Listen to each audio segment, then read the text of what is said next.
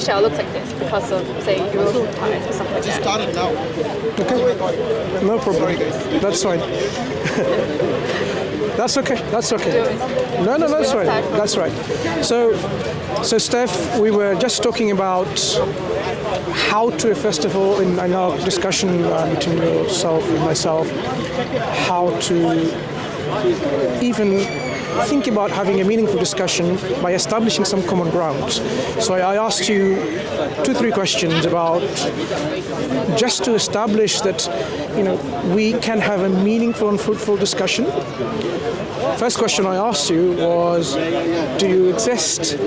Or are you really hyper-skeptical about your own existence? Or do you doubt about existence? Because some people do. In Speaker's Corner, I used many examples. And you said, no, you do believe most of the time you exist, and sometimes, and I said, maybe on some of the times, we can talk about that later.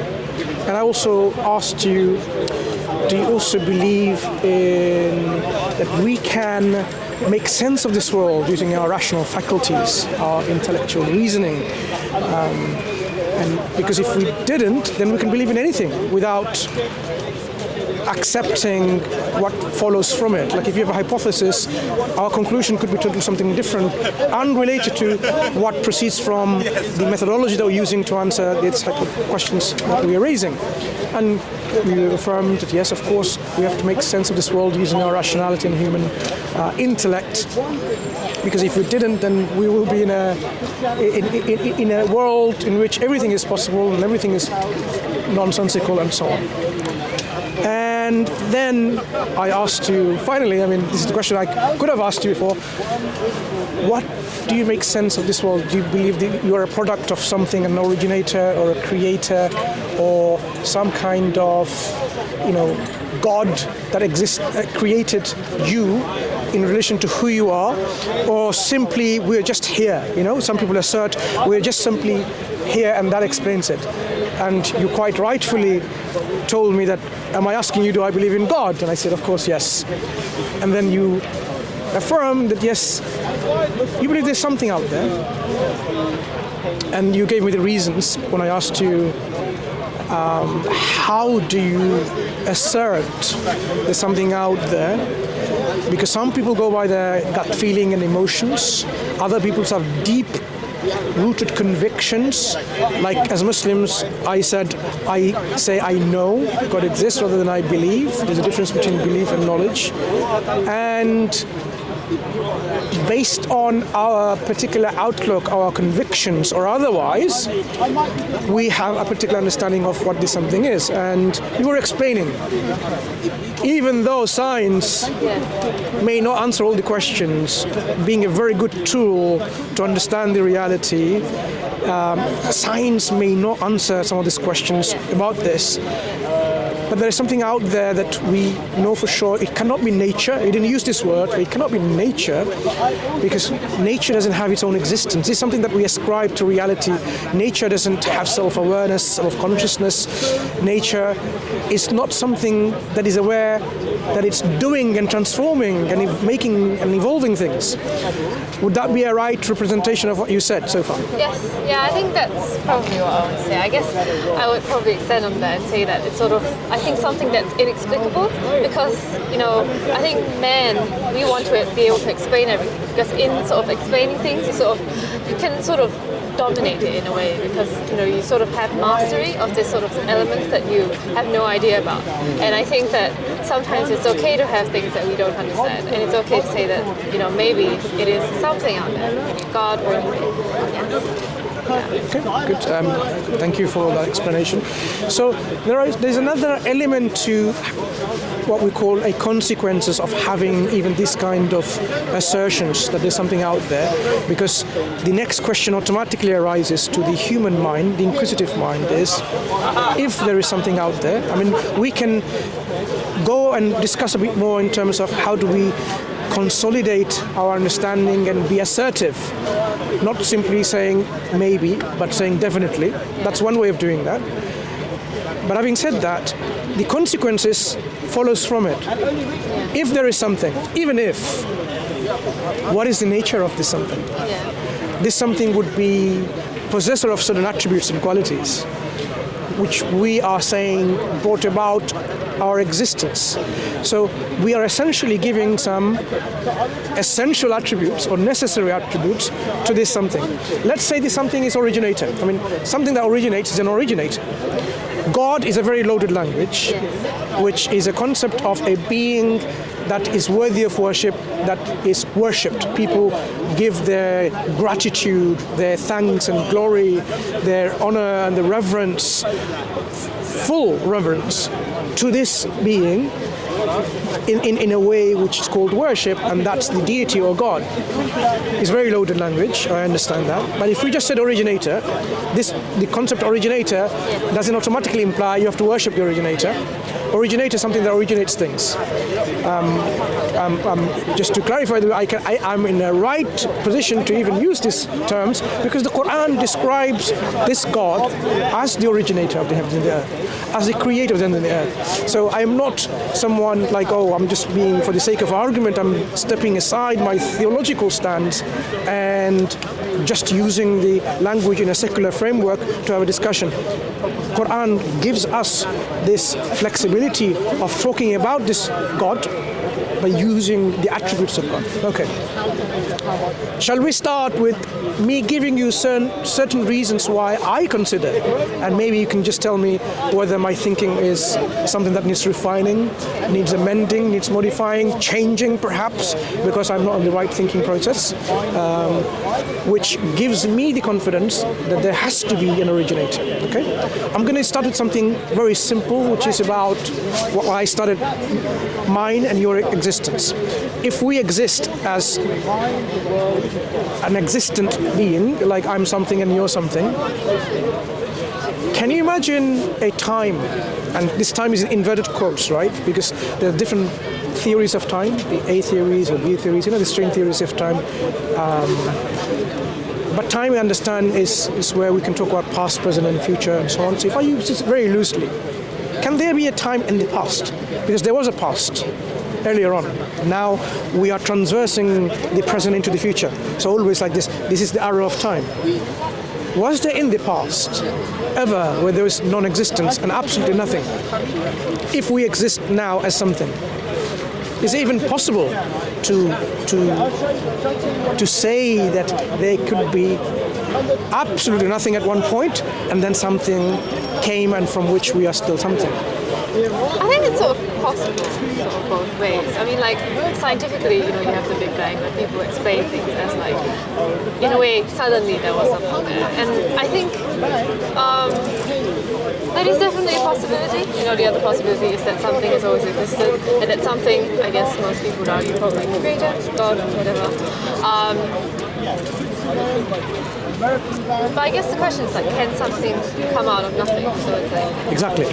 So when we say something being originated from or by nothing, so let me just very, crudely and roughly describe what I mean by nothing. There are 9 levels of nothingness, which I don't want to bore you about, but that's how our scientists or philosopher scientists will explain to you. They're different. If I give you a present and you open up and you say a box which has nothing inside, it's not nothing, I gave you a box. So even though there was nothing, meaning no presence, but it wasn't nothing. So even though you could say, oh, there's nothing, that's one level of nothingness. Am I getting cold? Excuse me. Or it feels like everything. No, it's not. So even though I gave you a empty box with no presence, so there's no presence in the nothing. This is one of the levels of nothingness, like the first level of nothingness, but it wasn't absolutely nothing. Why? Because there was a box, there's something. And if I then go into another deeper level of this nothingness, within that box there is space and time. I can go even deeper. Within this space-time, there's quantum fluctuations. This is part of fabrics of reality. There's a space-time and so on. So you can go down and eventually you come to a point where you can say, okay, what if I'm saying the nothing I'm talking about has no space-time, quantum fluctuations, no gravity, no energy, no possibilities of any of that. That's absolutely non-existence, nothing. So that's what I mean by nothingness. That nothingness, if you now think about it, while it doesn't possess anything, it cannot do anything. As scientists, we know to make something, to do something, you need energy. This nothingness doesn't have any energy, it doesn't possess energy. It doesn't even have the potential to possess energy. It doesn't have its own existence. So without its existence, it cannot do anything. So when you have a concept of absolute nothingness, you cannot get something out of it. There will always be absolute nothingness from that nothingness. Non-existence will give rise to non-existence. If you ever give rise to anything, non-existence will always be non-existence. It won't give rise to anything. That's what we mean by nothing. We are something, matter and energy. If we are something now, which we agreed on, this is the first thing I asked you, do you exist? You said yes. So you are something that exists. Then there cannot be a time in the past where there was absolute nothingness. It's impossible. We have to totally eliminate that, because if there was absolute nothingness, it would not even come here into existence. So what it means then, there has to be something, always something. Even scientists, when they talk about the Big Bang or any other models of the universe where they're talking about the singularities, they don't just simply say the universe came from nothing, even though there could be a book title or a lecture, like Professor Lawrence Krauss. I personally asked him a question in a book signing. I wanted to ask him, why do you say the universe came from nothing, when this is not what you believe or describe in your book? He said, I described it in my book. He says, his nothingness is about quantum fluctuations and quantum fields and so on, which give rise, because when we say quantum fields, that's something. That's something. So particles, when people say, I'm not sure whether you're researching in a science or humanities, particles, the smallest elements are used in science or humanities? Humanities. The stuff that makes us, we can break it down to atoms and then even further to particles, quantum particles, hadrons, leptons, gluon, miniature stuff. These things are something. So when they say particles pop out or into existence, they don't never mean it was non-existence. They only talk about they are transforming from one state to the other.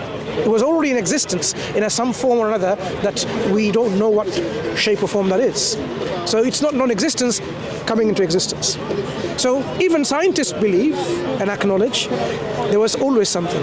But they would not use the language always, because always connotates some kind of time frame, and for them our universe came into existence with time and space about 16.7 billion years ago. So there is no such thing as a before, because before connotates time. If time began, so what language do you use to say before? You can't. So that's the limitation. But they would acknowledge it has to be it. Their existence is, always has to be, because you can't then get existence out of non-existence. So something always have to exist. Now let's try to understand this something with your something that you say has to be there. I would say this something necessarily has to exist, because this existence is contingent or dependent on this something. Otherwise, we would be ourselves necessarily in existence. Something necessarily has to exist. What would be the attributes or properties of this something that necessarily exists? Because it has to exist always. What it means is you can't have non-existence prior to that, or you can't have something brought into existence, because the question will eventually be what brought that something? What originated the originator? What originated the originator? Which originated the originator? You can go in asking questions, we call in a cycle of or infinite regress of questions. It's like when people say, who created God? I say, okay, maybe another God. Okay, who created that God? Who created God? It doesn't stop there. Who created that God that created this God that created? And you can go on. The question will go on forever. Likewise, if you have something that originated us, if you keep on asking what originated that originator, eventually, either you just keep on asking this question, it goes on and on and on and on. There's another originator. Or it could be a cycle of originators that brought this creation or this universe in existence. Or it could be that there is a point where it stops. The originator is the first originator. There is no prior. It will be the first cause of everything. We can eliminate one by one and see which is reasonable and which is sensible. Let me give you a scenario. I want to pass my bag to you, and there are infinite number of people in front of you and me. I have to give it to them first. So person A have to give it to person B, who have to give it to person C, and all the way, there are infinite number of them, and then to you. So if there are infinite number of people in front of me and you, would this bag ever reach your hand? Exactly, because they're infinite number, there's never ending. It would never end. That means this action of this bag coming to your hand will never take place. If there are infinite originators, we would never come into existence. The action of us coming into existence, like the bag going to your hand, we being originated, will never take place. That means if I give this back to you and it's on your hand, there cannot be infinite number of people between you and me. If the universe is here, me and you speaking, Steph, there could not be infinite number of originators. We can eliminate that because this makes sense. That means there is an originator which has to be always there. Prior to that, there is no other originator. So it's the first, the prime mobile, Aristotle called it, originator over everything. Do you agree so far? Well, some people say it could be like a cycle of originators that brought about this. Even so, the cyclical causation is not something that is reasonable. Imagine now there is a cycle of A, B, C, D, and E. A created this universe, but before that, A had to be created by B to create the universe. B had to be created by C, C by D, D by E, and E by A. So if they were all dependent on their creation, the one prior to that, would the universe ever be created?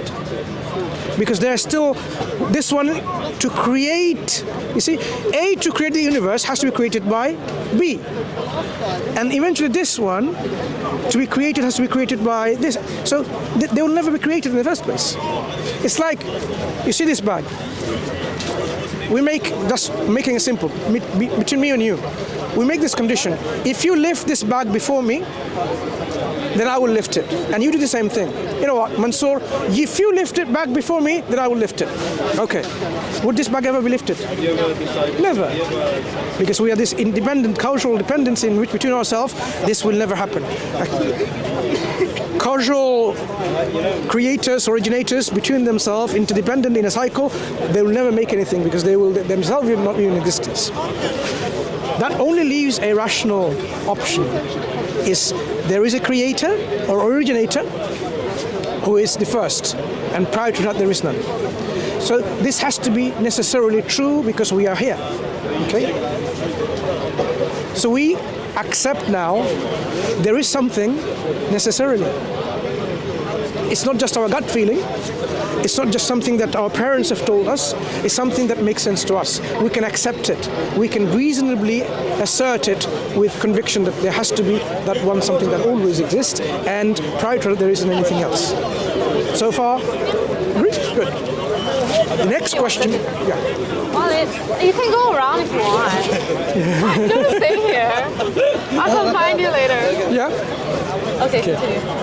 Poor brother. I know. Now, once we assert there's something which originated, necessarily exists all the time, what we assert is also some other qualities alongside automatically. That this originator has this self-existence and also must possess energy. Without energy, you won't get anything made or transformed. And also possess, we say, a will. Without willing to transform or originate something, nothing will happen. I mean, if you don't will to speak, your mouth is not going to speak. You have to will yourself to speak. If you don't will to make your breakfast will not be made. If you don't will to go and do that experiment, the experiment will not do it by itself. This is called the willing agency. So the creator, originator, if it didn't possess this property of will, when we say will, choice, will, this universe will not come into existence. Some people say, oh, it just happened, just accidents, it just happens. I mean, we don't see anything happening like that with a universe with this precision and harmony, with this complexity in organization, in such a harmonious organized assembly. To assert it just happened by accidents is really an insult to human intelligence. If I ask you, my phone can assemble by itself without any willing agency. A willing agency could be a human which programmed a robot to assemble like this, so it's following a program willed by a human agency, or the human themselves assembling it. We cannot envisage this kind of assembly without a willing agent involved. Anything that you see in our reality, you cannot get this complex, harmonious, organized assembly without knowledge, will, and assembling like that.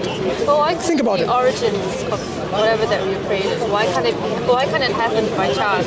And then which gave us what we have now, and then we have the sort of agency to be able to create things. Like, why does it have to be that the person who created everything, or like the entity that created everything, why does that entity have to have some sort of agency? Because agency in the end, it's also sort of something very human, like we have minds, we think and stuff like that. But what is this entity? It's something, but we can never sort of define it, not in terms of our sort of the ways that we understand the world. Yeah. I'm simply asserting whether this originator has agency of will or not. If there is no will involved and the creator is there, why should anything proceed? Is the question. Why should anything proceed? Like, imagine now I'm the painter and there's a board there. Actually, there is one. And I just stand here and I don't will to paint. I don't will to write. It will never happen. No painting will be painted within this. Without, even if you have an originator and the originator doesn't will anything, why do we expect anything to come from this originator? Anything to be originated from this originator without any will? Are you saying there is an external mechanism in which it forces the originator to produce something? Then what is that external mechanism? What is this external law? Are you saying there is another agency? Yeah. So to have this transformation, if changes and transformation to happen, you have to have some kind of reasonable cause, because if you don't assign a cause to it and you're saying it just happened, it's simply not understanding how things happen, how things work. It's like it just is. It's not an explanation. But why do we need things to be explained? Why do we need to be explained? It's not something that needs explaining. Things are the way, and we are inquiring why they are in this way. You see, if I see something moving, I don't need to have an explanation why it's moving, but I know it just can't move unless there's a force moving it. So if you were to understand the process, you will say there's an agency involved, there's a force that's trying to move it or making it move. Okay? Anything that's transforming, changing, you have an underlying cause or a reason behind it. When we say why do we need to, because we are trying to understand why we are here. We need to know, are we just particles of dust floating around and that's how we will be at the end when we die? Or there is a meaning of our life, that we are brought into this assembly for a purpose. Once we understand that there is an agent, there is an originator, which originated us not by compulsion, coercion, but a willing choice involved to bring about, then we are saying this this originator possesses a will? Because otherwise, same question again, how does it even come in the first place? So when you're asking sociological questions, you're trying to understand how things are. Okay, how things can be explained to understand the reality. To understand the reality of things, we have to ask these meaningful questions. The originator, we will assert, has self-awareness. If I don't have self-awareness, I can't even paint anything. I can't even draw a picture or write something on this whiteboard, if I don't even have self-awareness. Self-awareness means you are aware of your own self. If you're aware of your own self and you have a will and you have energy, you're already a personal agent because you are willing things to come into existence. The question would be then, why? Why did this originator will us into existence? What other characteristics would there be? Would this originator be deficient in any way? Would this originator be limited in any way? Would this originator be otherwise self-sufficient, necessarily? Because if you say, okay, maybe this agency or this originator is not absolute, then the same question will arise. And if it's not absolute, then it will be dependent or contingent. It must depend on something else for its own existence. So you have to have another existence or cause or thing that this has to depend on. Because we are something now, we have to depend on something ultimately, necessarily on something that is not dependent, independent. If you're independent, you will be self-sufficient. So self-sufficiency is one of the attributes of this necessary existence. If you are self-sufficient, meaning you are one who possesses things with no limits and boundaries. So if you have knowledge, there will be no limitation put in this knowledge. If you have energy, your energy will be no bound to that energy. Unlimited, all powerful, all knowing. So do you see how we are getting this very loaded language when we talk about God? God is all knowledgeable, God is all wise, God is all powerful, God is sovereign, God is independent, self-sufficient. That's what we are trying to assert about that something, and which makes sense to assert. Because without these qualities, this something will not even be this something in existence. So if we assert by our intellectual conviction that this something is the originator, how many can there be of these originators? Can there be more than one? No, I don't believe so. Yeah, I would say they cannot be, rather than simply a matter of belief. Because if there are more than one absolute, there always will be conflict of will. Independent and self-sufficient means you're sovereign on your will, to your will, you do whatever you want. So if you have two of these sovereign originators, imagine one of them says, I want everything to be destroyed because I am all powerful, including the other one. Is it possible for that? But in a way, why do we have to assume that if there is a plurality in like these sort of entities, why is it that they would seek for the destruction of the other rather than harmonious? Compromise? Yes. So compromising means you're deficient. When you're compromising yourself, you say, okay, fine, you know what? I wanted to do something on my own accord, but okay, I'll listen to you. I will not do that. You are already not sovereign in your will. You are not independent in your will. If you are independent and self-sufficient, there is no compromise. The fact that there is a question of compromising, it totally goes against your sovereignty, your independence, your self-sufficiency. So I'm going to just highlight some of the things that I said. In the Quran, the book that we believe as Muslims, as a guidance from this originator, it actually says, had there been لو كان فيهما آلهة إلا الله لفسدتا. Had there been more than one God, there will be corruption and chaos and ruin because of conflict of will. And it says, قُلْ هُوَ اللَّهُ أَحَدٌ. Say He is one. God who is one and unique. Allahu Samad, the one who is eternally independent, besought of all, self-sufficient. Everyone and everything depends on Him. Lam yalid wa lam yulad. He is not born or produced or generated, neither does He produce or give rise to or generates anything. وَلَمْ يَكُنْ لَهُ كُفُوًا أَحَدٌ. And there is no likeness or co-equal or similarity with Him in any shape or form. That's exactly what we were describing already. And the Quran consolidates us with our intellectual reasoning that this is who he is. So we can be even more convinced in our rational inquiry that what gave us this conviction intellectually, now God, the one who originated us, is telling us that's who he is. So this is called synchronizing our heart and our mind with this belief system, that yes, we don't only just simply just go by intellectual speculation. The guidance that God has sent tells us that we can be sure about that our intellectual inquiry and speculation is on the right track. We haven't simply guessed or came up with something nonsensical, irrational, or unreasonable. Okay, so we had a sound and valid reasoning. Our reason can be unsound and invalid, just like imagine the very simple logic people say, like if you just see one cat and it's black, and you think because this cat is black, all other cat must be black. So many faulty reasonings and logic people infer from it. So even with reasons, you can come to this conclusion that there is one creator, one originator. If there was more than one, just want to go back to this question you said about why does it have to be?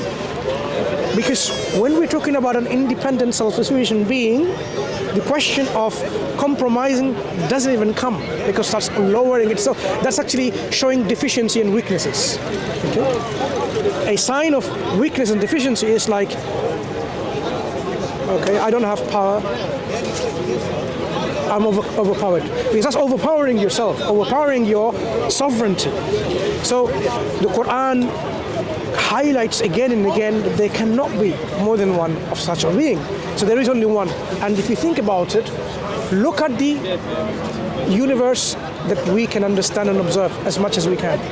So much harmony, so much precision engineering in its assembly that it is there fulfilling the way it is. People call it the laws of nature because it's following a particular law. So you have all these laws of gravity, laws, the constants that we see, the Planck's constants, gravitational constants, they seem to be operational and not haphazardly. It's not just an accident. It's not chaotic, but it's so precise. This kind of precision and precise assembly is indicative clearly of one originator, one controller, one who is governing all of these affairs. Multiple cooks in the kitchen will mess the item they're cooking. Oh, let me give you some more salt. No, let me give you more sugar. Oh, coconut, or water, milk. What you're going to get is going to be a mess. This universe shows the works of one originator. But do we think that way because we cannot? So I'm a student of international relations, and one of the four sort of the pillars of international relations is realism. So the idea that realism. So it's that there's anarchy in this world, and obviously this was after First World War. So when people realized that maybe our world, sort of like seeing that the world could be dangerous, but what if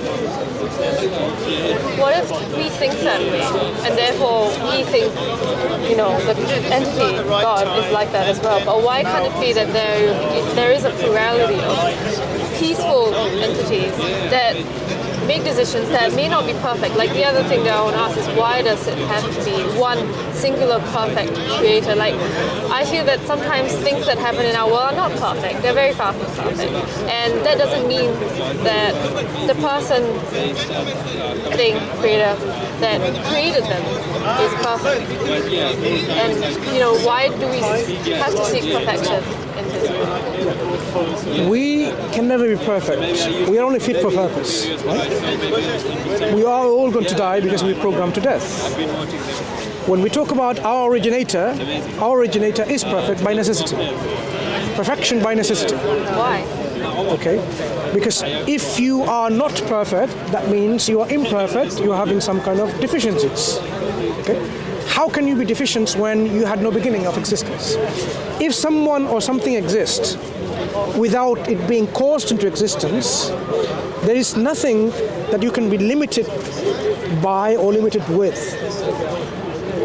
If you have knowledge, for example, you will possess this knowledge without any limitations, because no one is imposing some kind of restriction in your knowledge, because you're not bound by any agency that gave you some knowledge. What you will have without having a beginning existence, you will have it with no restrictions. This is what we mean by absolute attributes, not dependent attributes or weak or finite attributes, because we are talking about something that exists without a beginning. If you exist without a beginning, think about it. Imagine you exist without a beginning. There will be no limitations on your existence.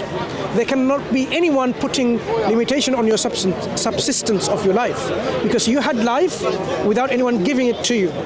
So no one can take it away from you already, because you already had that life.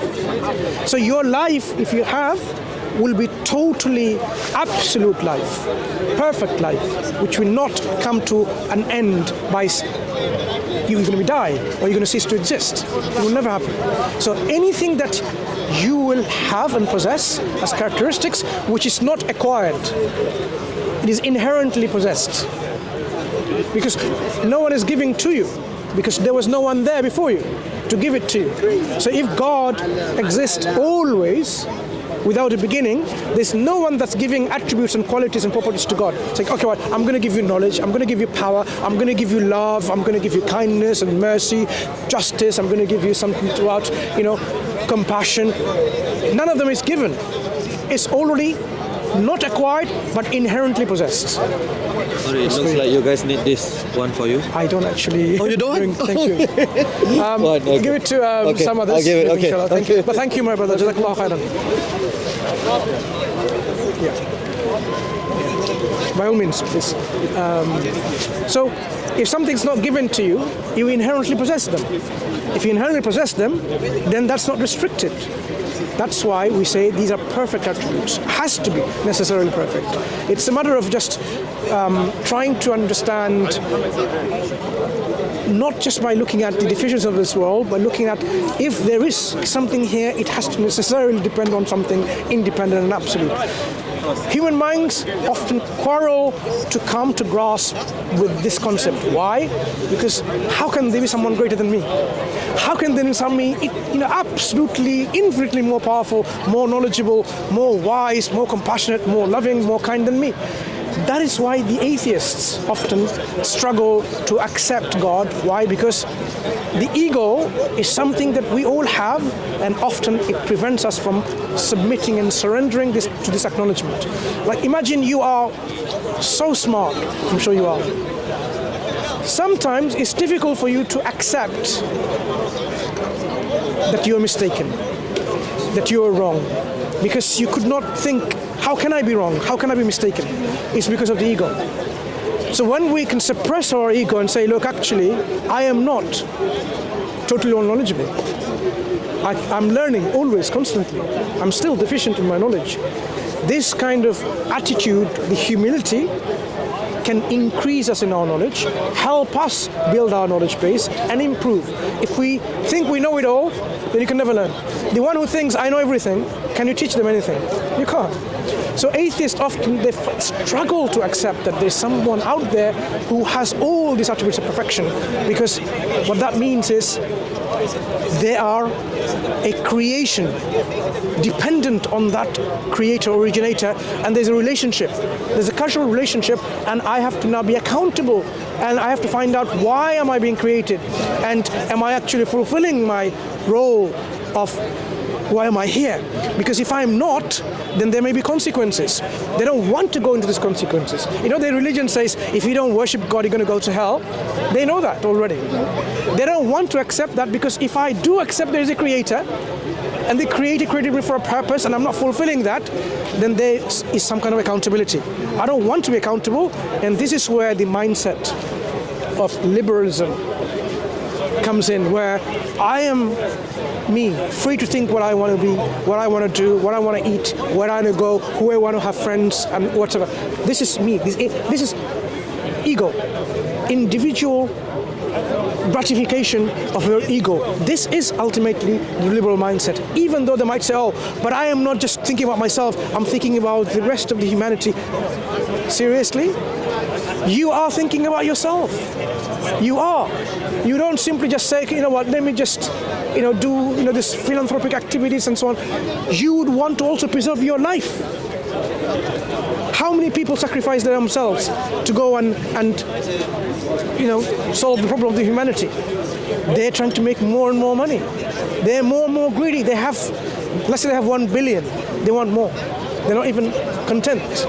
So this ego is something that's preventing people. And the Quran talks about how people, because they are mutakabbir, they are one with pride, they're proud people, they don't want to submit and surrender to this acknowledgement of reality that there is something greater than there. As Muslims, proud people exist no matter what religion though. Absolutely. Religious people can be proud, and that's why in one of the essential teaching of Islam is whoever has even an iota of riya or showing off in something, right? Nothing is accepted from them. So if I'm trying to show off, give charity to people, give money, like, imagine I have £1 billion and dollars and I give all of it. People say, wow, look how generous. If I'm doing that so that people can call me I'm generous, I'm showing off, this is not accepted at all. So if I'm praying whole day and night so that people can tell me that, well, look how pious and how righteous this person is, how good this individual is, it amounts to nothing when I'm trying to show off. So ego is something that we need to tame, and that's why we have a whole discipline in Islam called purification of the heart and self. This is the science of tasawwuf, in which we try to improve ourselves, not just try to be one with God like some people think in an absolutely wrong way, but purifying our own self so that we can do our actions solely for the pleasure of our Creator, solely with the intention to please our Creator, our Lord, and not to please our own ego. Okay? That is the self-purification of our own nafs, our own self. This is the whole discipline of Islam. Every scholar in the past, they had to undergo this training, because otherwise your pride will come in and you will lose all your virtues, all your deeds and something, and your whole life will be wasted. There are some people, the Quran actually says, okay, have you not seen, the people, do you know who the losers are? They're those who they think they're doing good while they're not. يحسبون أنهم يحسنون صنعا. This is how the Quranic part of the ayah goes. They think they're doing good, but of course they're not. Because doing good has to be with a particular way of doing it, with the correct intention and so on. Okay? But if you're doing something in order to please the Creator, aren't you trying to? You're still not doing it from like the goodness out of your own heart. You're still doing it so that something. You're doing it. Proud of it. You're doing it because the one you're giving your thanks and glory to is one who deserves it. To give you an example, when people are saved from accidents and they wake up to find out the person who has given them all to save that particular individual, bloods, kidneys, an organ, eyes maybe even, what would be the natural response when they wake up and say, you saved me from it? You would say, thank you. This is the natural response of someone giving them their life back, almost losing it. The one who gave us life, the one who has given us the sustenance to maintain our life, the one who is constantly guiding us, giving us all of this, the food, the water, the drinks, companionship and so on. Should we not be grateful and thankful? That's our natural response. So we are giving our gratitude to God because it's the natural thing to do. And the one who deserves it, we're giving it to them, or to it, or to him, right? For our life and our origination of our life and our sustenance of being here, we owe our life to God. We owe all our existence to God, and our continuation of our subsistence or sustenance that we have for our life is to God. So who deserves our gratitude and thankfulness? Who deserves our praise? Who deserves to say thank you? It's God. It's not Mother Nature. It's God. So we say it is only reasonable to give our gratitude and thanks to God, not that God demands us because He needs it. We need it. We need to appreciate and show this appreciation. When that person gives thanks, this person feels that yes, now I'm really being in line with reality by showing and expressing my gratitude to that person. Otherwise, in their heart, there will be something there like, they will not feel content, they will not feel happy. This expression needs to come out. This expression needs to be, expressed. Why? Because this is something that will give you, and be synchronized with you in the reality. So when we say we want to worship God, we need to do that. It's our need. And by worshiping God, our heart and our mind will be in tranquility, in content. It's like when I'm hungry, how do I feel? I need to eat something. Even now I'm doing my research and work, it's distracting me. I need to get a snack. I need to get some calories in. And where's my snack bar? Oh, let me go and grab some coffee, or I'm thirsty. Do you see how uncomfortable you feel? Oh, why can't, you said that we cannot have gratitude towards Mother Nature, and my question is why not? Because why can't you see something very beautiful, like waterfall or scenery, and say, you're thankful that this exists. You don't know what exists, but you're just thankful they exist. Like, I'm thankful for my parents, like people that I've met in my life. And I'm thankful for them, and I'm thankful that they are placed in my life. Do I know that there is a God that placed them in my life? I don't know that, but I do know that they are there by chance. Not chance, but sort of fate. That's my question. In a way, so my question is just, why does it have to be a God that we are grateful for, rather than the things that, like either directly sort of place these things in our lives, so people, or I guess objects, that sort of thing. Very good question. I am not simply saying that nothing else has from us any appreciation of thanks and gratitude. Of course, if you help someone, that person will thank you. That's an appreciation, that's being grateful. But what we're saying is there are rights of people, the rights others have over us. Say, for example, I'm quite thankful that this world around me is giving me all of this. I'm breathing fresh air as much as possible, for example. I'm thankful for a place where I'm breathing this.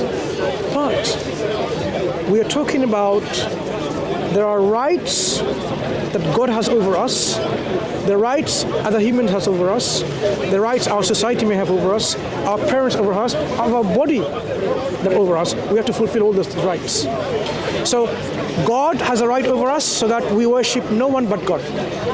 Because worship is His ultimate reverence. I cannot give this ultimate reverence to a tree just because the tree is giving me oxygen. Because the tree did not originate me into existence. The ultimate reverence cannot go to a tree. I can be thankful to a tree. I can say, thanks to these trees that we need to plant even more. And they're giving us all this benefit, right? Parents, we have to be grateful to our parents. We have to be kind and show appreciation to our parents. But they did not give us life. So the ultimate reverence, the ultimate thanks and glory, in fact, the epitome of all of that is ultimately due to God. That is the right of God that we need to demonstrate and we need to show. But it doesn't preclude us from being grateful to our parents, or our friends, the humanity in general. If I'm given some help by others, I will be thankful. So it's not that we are not showing any thanks to anything else, and only God deserves. I'm saying there are some rights that we need to fulfill. Like, for example, spouses have rights over each other. Spouses, they have rights of each other. So if, for example, a child in a family is doing something and the parents say, okay, fine, you know what, let me help you with this. The children should be grateful and thankful, but they have done this to them, or whatever. It's not that the child is, okay, fine, I will only thank God and not you. No. You see, there is levels of rights that we have, and there is degrees of our reverence, but the ultimate reverence, which is we call worship. I don't worship my parents. I thank them. I'm grateful to them. I can praise them for what they have done, but the ultimate praise, the all gratitude, the ultimate gratitude, the ultimate reverence is only due to God. I cannot worship my parents. I cannot worship my benefactor, the one. I cannot worship my helper, supporter. I cannot worship them. You see? There's a difference. There need to be worship in the first place. We explained already why God deserves our worship and why we need to show our worship, show our appreciation. This is something that's natural. Remember I explained to you earlier on, this is something that is natural for us to do. It is the self-appreciation because it deserves. The one who, you would say thank you by saving your life. It's not that the person wants it, but this is what is at least expected of you to do. So at least for us, what is expected of us to do is to worship. And one of the things is this worship, appreciation and our gratitude is linked with why we're here. Because we are created for a purpose, to fulfill this purpose, to see whether human beings with ego, with will, with a choice, is able to appreciate and demonstrate this gratitude, or they're too proud to do that. Based on this, our originator will reward us or make us accountable in the hereafter. Those who appreciate and saying, okay, even my faculty of intellect, the choice that I have is a gift, and now I'm thankful for God, then they will be rewarded for this appreciation. How do you know that there's a reward? I cannot know this by myself. This is something that our originator has told us, confirmed us, promised us. But I can appreciate that there has to be a reward and a punishment by looking at our world here. Okay? Remember, there's two things. One is intellectual speculation, our reasonings, and other is a confirmation from our originator. So let me give you an example of justice. Aren't there many people who live like kings, have wealth and power and status, but they oppress others, they kill others, they rape others, they torture others, they ethnically cleanse, they make genocide? There are many people. There are many drug lords that do that. And let's say some of them die and the worm comes and eats them, and the victims who were raped and oppressed and killed and so on, and then they die and the worm comes and eats them. The end result is the same. Where is the justice? Justice hasn't happened. Justice demands that the wicked doesn't get away. Justice demands the one that is good is rewarded. The evil is punished. The bad is punished. But in this life, there are many people that just simply get away with it. Even a child, maybe who's 3 years old, knows the concept of justice. Try snatching a toy from them. What would the child do? They might start crying, give it to me back, it's mine. No one has taught them what justice is, because they know you have violated justice. What belongs to them, you have snatched it away from them. You've committed injustice. So justice demands that there has to be a day of accountability, a day of judgment, in which the good and the bad, the evil and the righteous, they are accounted for their actions, and then the justice is done. Where anyone who's done injustice, they will see the consequences of that. Anyone has done who's good, they see the consequences of that. What is the reward of good other than good? What is the reward of good other than good? This is what the Quran says in Surah Ar-Rahman. هل جزاء الإحسان إلا الإحسان. What can they be rewarded good other than good? So anyone who does good, they will be rewarded with good. The good and the bad, how can they be equal? أفلا كيف تحكمون? How do you judge? Quran says the good and the bad cannot be equal. So if there is a bad person who gets away from being judged and justice done to that individual, there has to be a day of accountability. So even rationally speaking, there needs to be a day of judgment if we believe in justice.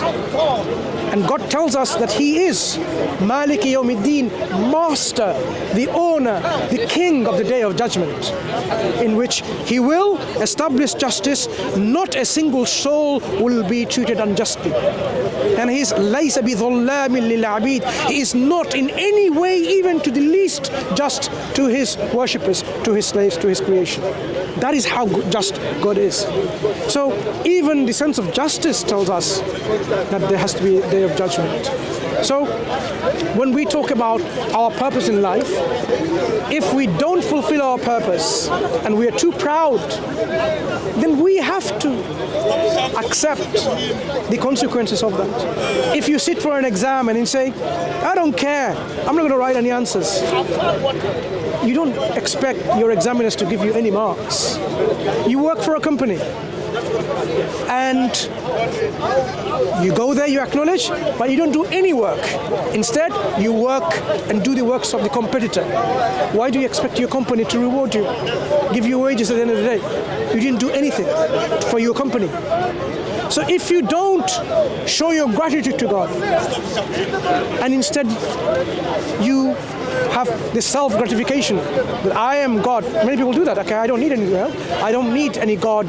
I don't need worshipping. I don't need to follow an organized religion. I don't need to follow any rules and regulations. I am free to whatever to believe. Then in the day of judgment, do they expect a reward from themselves? Do they expect a reward from God, which they haven't done the works of God, works of their Creator? How do they expect anything? But because God is just, He would not let people just go away. And that's why the Quran informs us events of the future, so that we are already aware that we cannot make these excuses. So Quran says there will be people who will be dragged in chains by the angels of hellfire to the gates of hell, right? A place of torment. Just consider this is a place of punishment. And these gatekeepers will ask them, did there not come to you warners, messengers, who told you, who warned you about this day, this meeting place, these consequences? They will say, yes. They came, they warned us, but we belied them, we rejected them, we denied them. But aren't these sort of, one can also say that all these things, that bad things happen, and then there is no justice to it. Justice will Sometimes happen. There is no, people can do bad things and they will still continue living, they will still continue living good lives. And sometimes I feel like, the idea of heaven and hell is to justify, it's sort of like to comfort us that in a sense that this person will get justice at some point, but what if we just accepted that bad things happen in this world for no reason? And nothing happens without a reason. You see, when you flip a coin, it's not just chance it becomes tail or head or on the side. It's just we don't have all the factors that determines how it's going to be. We are unaware of them. If you knew the metal, what kind of metal it is, the density of the metal, the height from the ground, what structure the ground is it plastic, rubber, metal, stone, whatever, the wind, temperature, the humidity, all the factors, right? You can say it is going to be head or tail. There is no such thing as a chance. It's all governed by laws that we are not familiar with. This law is the laws of God. So when we say bad things happen, it just don't happen. Things happen because there is a law in place in this universe. We have been given the faculty of free choice, in which we can exercise our will and we can exercise it wrongly. For example, if I give you a knife, you can then use your knife to cut your vegetables, eat your apple, or you can stab someone. Okay? You have the choice to put it into good use or bad use. So the consequences, which may be evil by killing someone, is based on your choice. It's not because bad things happen, you are making those choices. When we have tsunamis and earthquakes and things like this, it because this world is created in such a way, and it's made in such a way, and that's why things happen. God did not create, our originator, God did not create this world utopia or paradise or heaven. It's a world in which the natural laws will be there, and we will have to live within these natural laws and fulfill our purpose. So it's fit for purpose. Because a perfect world is not this world. God didn't create this world as a perfect, the way you were thinking, in which there is no suffering. Where is there no suffering, no pain, no torture, that's paradise. But this is a transition in which you have to go through to demonstrate yourself whether you deserve to go there or not. Right? Because of this very faculty of choice. You see, God created, before human beings, angels who have no choice. Okay, we have to ask you, how many more questions do you want to ask? Because I'm very cold. I don't need to ask you any more questions. Okay. What do you see so far in terms of what we've discussed so far? Does it make sense to believe in a one creator who is one, unique, only, self-sufficient, independent, who is absolute, who is not in need of anyone, the one who created everything, one who is in control of everything, the one who deserves our worship, the one who created us for a purpose, the one who wants to live life according to a particular purpose? If this is what you agree on, or at least you think is sensible to agree on, then take the next step to explore a bit more further. To say, if this is the case, then I need to know about this creator. I need to have a relationship with this creator of one of submission and surrender. And that is what we say is all Islam is all about. Islam is about your own surrendering of your own self, submitting of your own self, of your own will, willingly and sincerely to the will of this one true God. That will make you a Muslim, and that brings you into the fold of Islam. That's the submission. And then you take the next journey in living the life accordingly as a Muslim. So if you think all of these things is sensible and reasonable, take the next step, take the next journey of self-exploration, self-realization, and then you are convicted in terms of, convicted is a wrong word probably, it's like a negative term. You are totally convinced, and you affirm, and you live a life accordingly. So Islam, what I've described so far, this is what Islam is all about. I didn't have to tell you, like, become a Muslim. I've given you the reasons why one needs to become a Muslim. I didn't have to take you accept Islam. I've given you reasons why Islam is the state of being that everyone should follow. Okay, Steph, it was nice speaking to you. I understand the weather is very cold. It's what, 0 degrees or even less than that, probably. Yeah. Probably. If you have more questions, keep asking. Okay. Ask your brother. And then if you have time, come back again. You can have more discussions for clarification and so on and so forth. Any questions you have before you go? Okay. Anything that you disagree with so far, so at least we can talk about. For me, I just sort of feel like, yes, I acknowledge there's something out there, but I don't believe that worship is the best way to, I guess, thank this entity for being there. I think what's more important is to do things because you want to, because you feel compassion for like the people around you, for the world that you live in. Because I think when you get to worship, it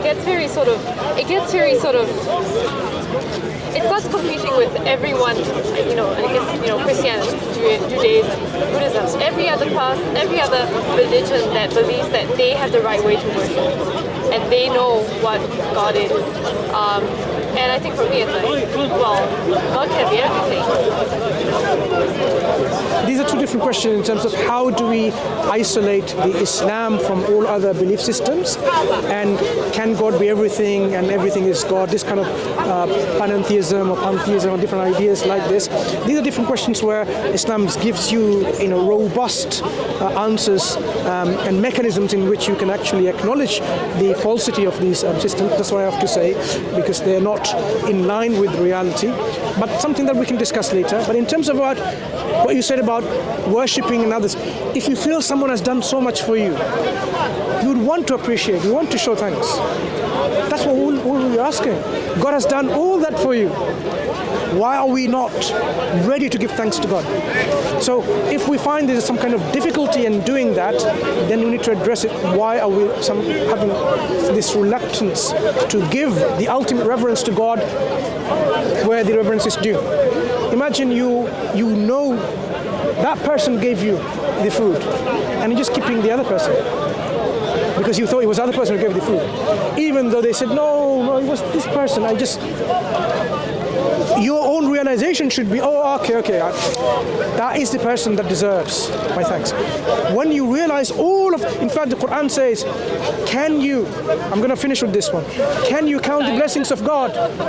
You would not be able to count the blessings of God that you've got in your life. You would never be able to count the number of blessings God has given. So for each blessing, you'll be thankful to God.